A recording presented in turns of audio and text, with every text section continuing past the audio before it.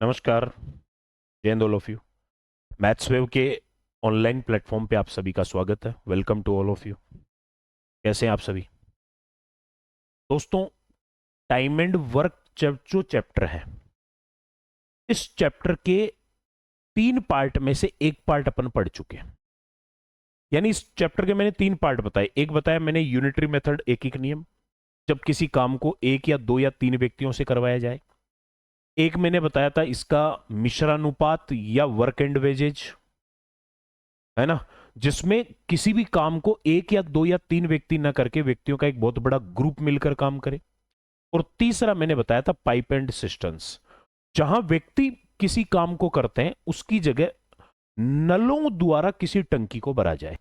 ये 3 पार्ट में इस चैप्टर को बांटा गया, जिनमें से फर्स्ट पार्ट अपन पढ़ चुके। कौन सा? जब एक या दो या तीन व्यक्तियों द्वारा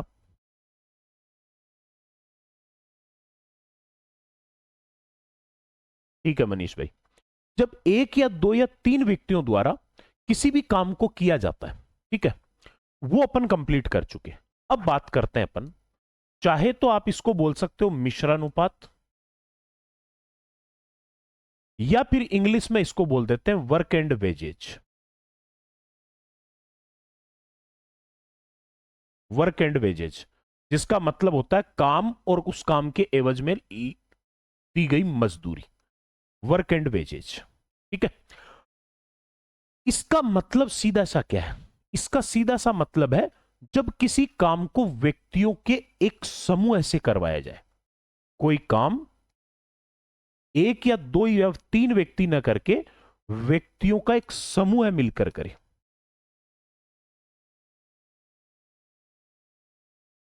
समूह द्वारा किया जाए।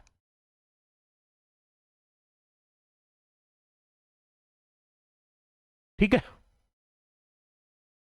बात समझ में आ गई? तो यहां पर क्या होगा? यहां पर एक या दो या तीन व्यक्ति नहीं बोला जाएगा, यहां सीधा सीधा बोला जाएगा कि 20 आदमी, 50 आदमी, 500 आदमी, 150 आदमी किसी काम को इतने दिन में करते हैं। ठीक है, और इसमें भी आगे जाकर मेरे भाई 2 पार्ट में ये चैप्टर बच जाता है। एक तो जितने भी व्यक्ति काम में कर रहे हैं, यानी समूह में जितने व्यक्ति दे रखे हैं, एक तो उन सभी व्यक्तियों का एक ही समूह बनाए, यानी सारे के सारे व्यक्तियों की कार्य क्षमता को एक जैसा माना जाए। जैसे एक साथ ही बोल दे 40 व्यक्ति किसी काम को करते हैं, तो इसका मतलब यह है कि वो 40 आदमी बोल दिया ना, तो उन 40 आदमियों की कार्य क्षमता एक जैसी मानी गई है। और वहीं पर अगर मान लो इस प्रकार का बोल दे कि 25 पुरुष और 15 महिला किसी काम को इतने दिन में कर दे, तो व्यक्ति तो 40 ही है, लेकिन 25 पुरुष बोल दिए और 15 महिला बोल दी, तो दोनों को अलग अलग कैटेगरी वाइज बांट दिया। इसका मतलब यह बात क्लियर हो गई कि यहां पर सभी व्यक्तियों की कार्य क्षमता अलग नहीं है। अगर पुरुष और महिला या बच्चों का अलग अलग जिक्र हुआ है, तो इसका मतलब यह है कि पुरुषों की, महिलाओं की, बच्चों की कार्य क्षमताएं अलग अलग हैं। तो इसके आधार पर ये 2 पार्ट में बटा हुआ है। एक तो जितने भी व्यक्ति काम कर रहे हैं सभी व्यक्तियों की कार्य क्षमता समान हो। कार्य क्षमता मतलब आप जानते हो कार्य क्षमता क्या होती है? कार्य क्षमता यानी एक दिन का काम, सभी व्यक्तियों की कार्य क्षमता समान हो। और एक इसमें आ जाता है पुरुष, पुरुषों, महिलाओं या बच्चों की कार्य क्षमताएं अलग अलग हो।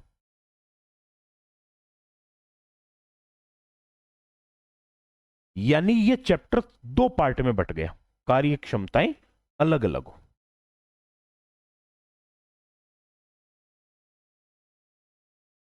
ठीक है, और वो आपको क्वेश्चन देखते ही पता लग जाएगा। इसीलिए तो मैं आपको इतना डिटेल में पढ़ाता हूं हर चीज, कि क्वेश्चन देखते ही समझ में आ जाए कि ये क्वेश्चन क्या चाहता है आपसे। ठीक है, तो यहां से जब सबकी कार्य क्षमता समान होगी तो सारे व्यक्तियों के ग्रुप को एक साथ ही बोलेगा।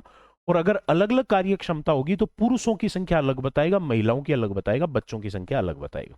ठीक है, अब इसमें होता क्या है? जब काम को व्यक्तियों का एक बड़ा ग्रुप मिलकर करता है, तो मुख्य रूप से काम 5 चीजों पर डिपेंड करता है।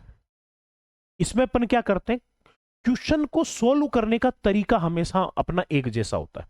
क्या करते हैं अपन, सबसे पहली स्टेप तो अपना टारगेट ये होता है कि अपन टोटल काम पता करते हैं। ठीक है, सबसे पहले टोटल काम पता करेंगे। और सेकंड स्टेप इसकी ये होती है कि जिन व्यक्तियों से काम को करवाया जा रहा है उनका एक दिन का काम पता करेंगे या इकाई समय का काम पता करेंगे, है ना। समूह है द्वारा इकाई समय का काम,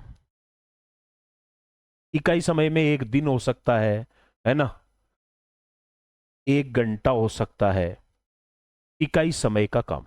ये दो चीज अपन, जब अपन ने यूनिटरी मेथड पढ़ा, एक एक नियम पढ़ा, एक या दो या तीन व्यक्तियों से किसी काम को करवाया जाए, उसमें भी अपन ने इसी तरीके से पढ़ा। सबसे पहले टोटल काम पता किया और फिर जिनसे उस काम को करवा रहा है उनका एक दिन का काम पता किया या इकाई समय का काम पता किया। इसी के ऊपर अपन, इसी सिस्टम के ऊपर व्यक्तियों का जब समूह मिलकर किसी काम को करता है उस क्वेश्चन को भी अपन इसी तरीके से करेंगे, तरीका नहीं बदलेंगे। लेकिन अब अपन टोटल काम का पता करें ना, तो मेरे भाई टोटल जो काम होता है वो जब किसी काम को व्यक्तियों का समूह मिलकर करता है तो टोटल काम 5 इकाइयों पर डिपेंड करता है। टोटल काम 5 इकाइयों पर डिपेंड करता है। जब व्यक्तियों का समूह है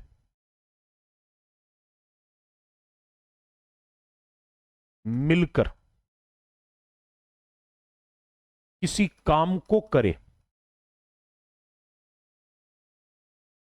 किसी काम को करे तो कुल कार्य मुख्यतः मुख्यतः 5 इकाइयों पर निर्भर करता है, 5 चीजों पर डिपेंड करता है।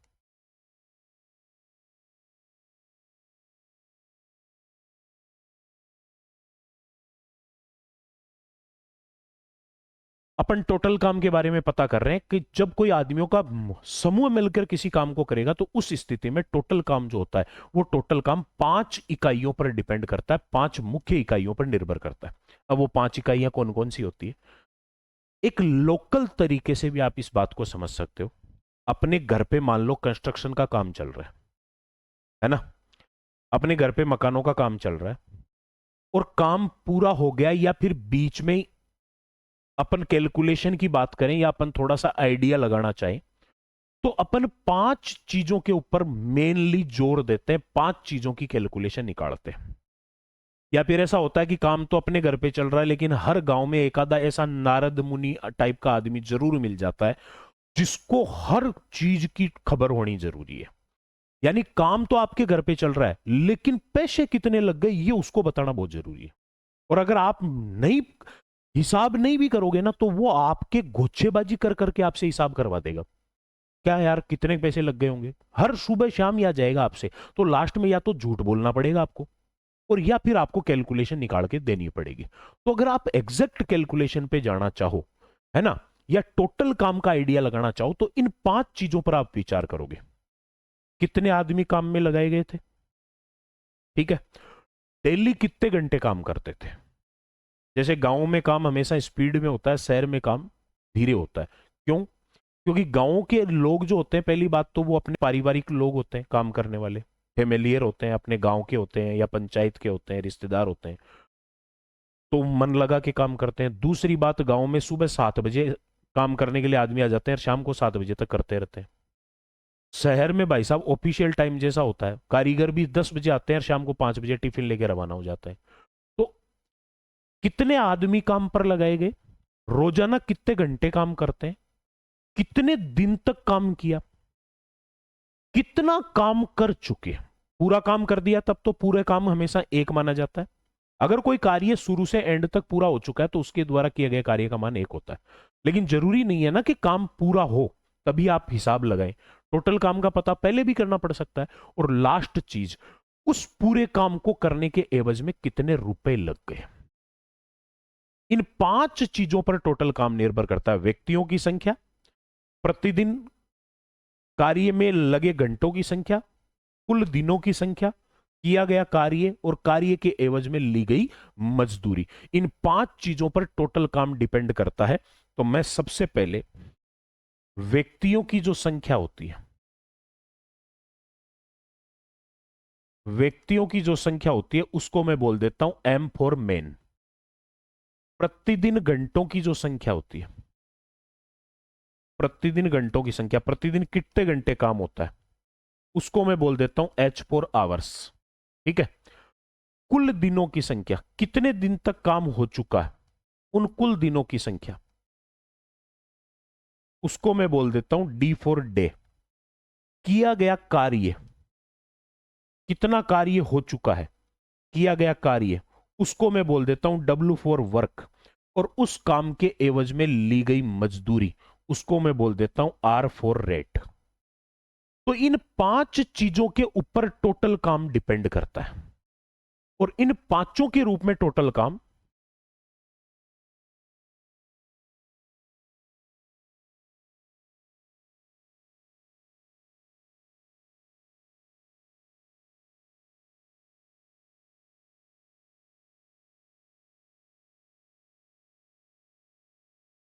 इन पांचों के रूप में जो टोटल काम अपना है, वो टोटल काम क्या होता है? वो होता है मेरे भाई M D H upon W R, जिसमें व्यक्ति, दिन और घंटे ये तो हमेशा मल्टीप्लाई होगा और काम और मजदूरी जो होगी उसका वो डिवाइड में आएगा। ये होता है टोटल काम। अब इनमें से आपको पांचों चीजें दे रखी है तो 3 को ऊपर गुणा कर लो, 2 को नीचे रख लो, तो टोटल काम आ जाएगा। जरूरी नहीं है हमेशा 5 ही दे, हो सकता है आपको कई बार ये 3 ही दे दे।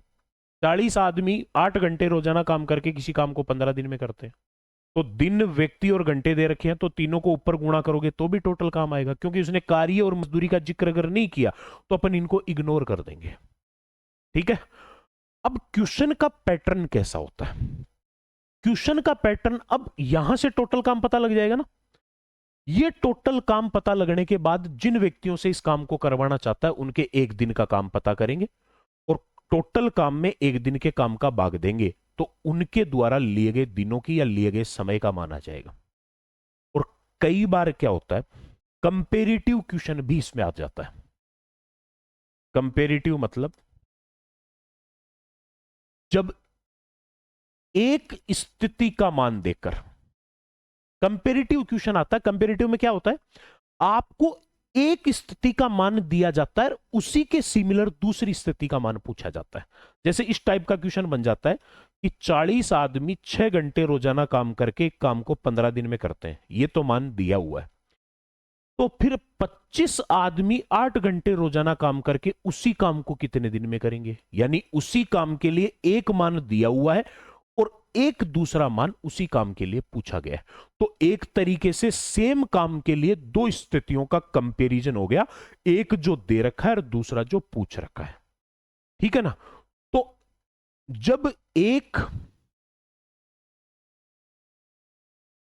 जब समान समय के लिए, समान काम के लिए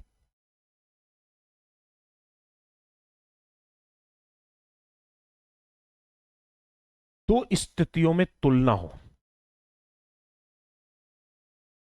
दो स्थितियों में तुलना हो, है ना, जिसको अपने ऐसे कह सकते हैं, जिसमें एक स्थिति के सभी मान दिए हों, स्थिति के सभी मान दिए हों,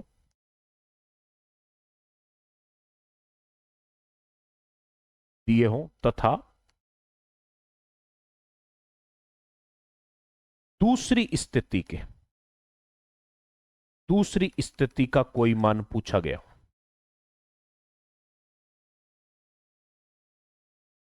मान पूछा जाए तो आप ये बताइए इन दोनों में सिमिलर क्या है? दोनों में टोटल काम सेम है। एक तो जो दिया गया है, एक जो पूछा गया है, उनमें टोटल काम सेम होता है। दिया गया और पूछा गया, दोनों के टोटल काम बराबर होते हैं, है ना। दिए गए का टोटल काम बराबर पूछी गई स्थिति का टोटल काम, ये आपस में बराबर होते हैं। और मेरे भाई, जब किसी काम को व्यक्तियों के एक बड़े ग्रुप से मिलकर करवाया जाए तो टोटल काम क्या होता है? MDH/WR, ये टोटल काम होता है। तो दिए गए का टोटल काम भी यही होगा और पूछे गए का टोटल काम भी यही होगा, MDH/WR, है ना।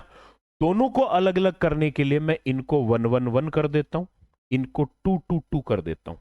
ये आपको एक कंसेप्ट बना के किताबों में लिखा हुआ मिलेगा, M1D1H1/W1R1 बराबर M2D2H2/W2R2, जिसमें भी अलग अलग स्थितियां बना देते हैं, based on MD, based on MDH, based on MDH/WR। अरे यार, काय का बेस्ड ऑन? टोटल काम बराबर करना है।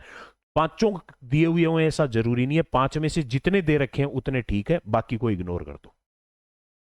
तो कुल मिलाकर बात यह है कि वर्क एंड वेजेज या मिश्रानुपात का जो सवाल, जिसमें किसी व्यक्ति का किसी काम को व्यक्तियों के एक बड़े समूह से मिलकर करवाया जाता है, उसमें टोटल काम पता करने के लिए इन 5 चीजों का पता होना जरूरी है। इन पांचों के रूप में कुल काम MDH/WR होता है, जिसमें MDH/WR, इन सब बातों का मतलब क्या है, ये मैंने आपको पूरा अच्छे से समझा दिया। ठीक है, इसमें भी मैंने आपको ये बता दिया, क्वेश्चन का सॉल्यूशन 2 स्टेप में होगा। पहले टोटल काम का पता करेंगे और फिर जिस समूह से ये काम को करवा रहा है उसके इकाई समय का काम पता कर लेंगे।